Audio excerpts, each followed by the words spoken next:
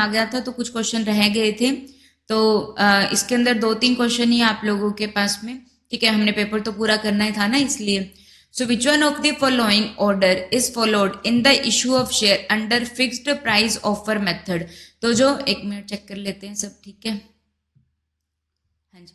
सो जो fixed price offer method होता है उसके अंदर क्या किया जाता है, किस तरीके से शेयर को इशू किया जाता है। तो एक जो मेथड होता है शेयर को इशू करने का वो क्या होता है, बुक बिल्डिंग मेथड होता है, जहां पे क्या की जाती है, बिडिंग करी जाती है और बिडिंग करके शेयर के प्राइस को डिसाइड किया जाता है।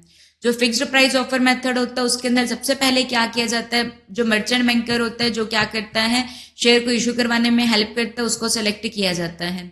तो ये हो जाएगा। उसके बाद में क्या कहते हैं, कंपनी प्रोस्पेक्टस को इशू करती है, ठीक है। उसके बाद में एप्लीकेशन अमाउंट आती है, फिर अलॉटमेंट अमाउंट आती है, और उसके बाद में कंपनी क्या कर देती है, शेयर सर्टिफिकेट्स को इशू कर देती है जो शेयर एप्लीकेंट होते हैं उनको, ठीक है। Move to the next question, which one of the following are generally accepted method of accounting for price level change. पहले हिस्टोरिकल कॉस्ट अकाउंटिंग को यूज किया जाता था, जिसमें जो भी ट्रांजेक्शन होती थी उसको पास्ट प्राइस पे रिकॉर्ड किया जाता था। बट अब क्या होता है, इन्फ्लेशन अकाउंटिंग है, जो कॉस्ट चेंजेस और जो प्राइस चेंजेस हो रहे हैं कंटिन्यूसली उनकी एडजस्टमेंट की जाती है as with the inflation accounting. तो उसके लिए 2 फेमस मेथड होते हैं, एक होता है करंट परचेजिंग पावर मेथड, जिसमें purchasing power specific price index के हिसाब से कन्वर्ट किया जाता है, और एक करंट कॉस्ट अकाउंटिंग मेथड रहता है। तो ऑप्शन नंबर सी इसका आंसर हो जाएगा, ठीक है। ऑप्शनिटी कॉस्ट क्या होता है, एज ए रैशनल मैन हम लोग बेस्ट को सेलेक्ट करते हैं, तो जब बेस्ट को सेलेक्ट करते हैं तो हमें सेकंड बेस्ट को फॉरगोन करना पड़ता है, तो वो ऑप्शनिटी कॉस्ट होती है। स्टैंडर्ड कॉस्ट में क्या किया जाता है, कॉस्ट को सेट करते हैं, फिर एक्चुअल परफॉर्मेंस को मेजर करते हैं, कंपेयर करते हैं, डेविएशंस को फाइंड आउट करते हैं, ठीक है। Move to the next question, match the list 1 with the list 2।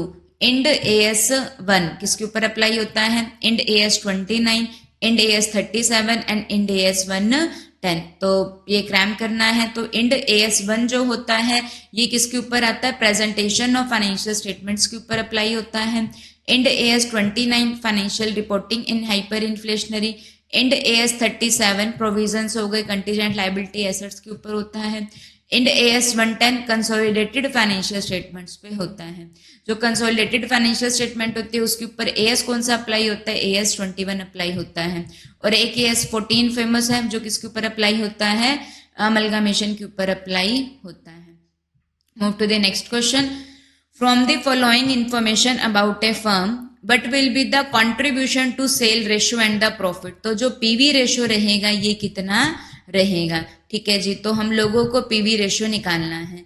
तो हमें लोगों को सेल गिवन है, फिक्स कॉस्ट गिवन है, ब्रेक इवन पॉइंट गिवन है। तो हम लोग ब्रेक इवन पॉइंट से अपना PV रेशियो निकाल लेंगे। तो ब्रेक इवन पॉइंट अमाउंट के अंदर की कितना ब्रेक इवन पॉइंट है, कितने अमाउंट, कितने प्रोडक्ट को बेचे कि ना तो प्रॉफिट और ना ही लॉस हो। तो उसका फॉर्मूला क्या रहता है, फिक्स्ड कॉस्ट बाय में PV रेशियो होता है। तो जो ब्रेक इवन पॉइंट है ये कितना है, 40,000 है, ठीक है जी।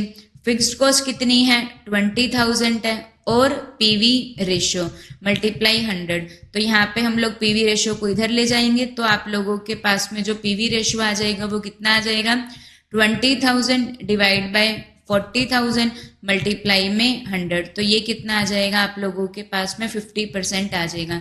PV रेशियो कितना आ गया, 50% आ गया। तो कंट्रीब्यूशन टू सेल रेशियो कितना आ गया, 50% आ गया। तो ये एलिमिनेट, ये एलिमिनेट। अब हमें पूछा गया है कि प्रॉफिट कितना होगा, तो जो प्रॉफिट है वो कितना होगा, तो PV रेशियो जो है वो कितना है, 50% है। तो सेल का मतलब कि PV रेशियो क्या कवर करता है, वेरिएबल कॉस्ट तक कवर कर लेता है। तो सेल कितने की है, 1 लाख की है, तो PV रेशियो तो इसके अकॉर्डिंग कितनी हो जाएगी, 50,000 की सेल हो जाएगी, इतना ये वेरिएबल कॉस्ट को कवर कर रही है।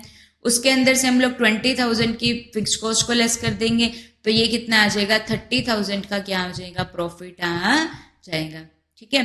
कितने का प्रॉफिट आ गया, 30,000 का, ठीक है। And this is the last question. Actual में लास्ट वीडियो में कंप्लीट हो जाते बट साउंड रिकॉर्डिंग की वजह से रह गया।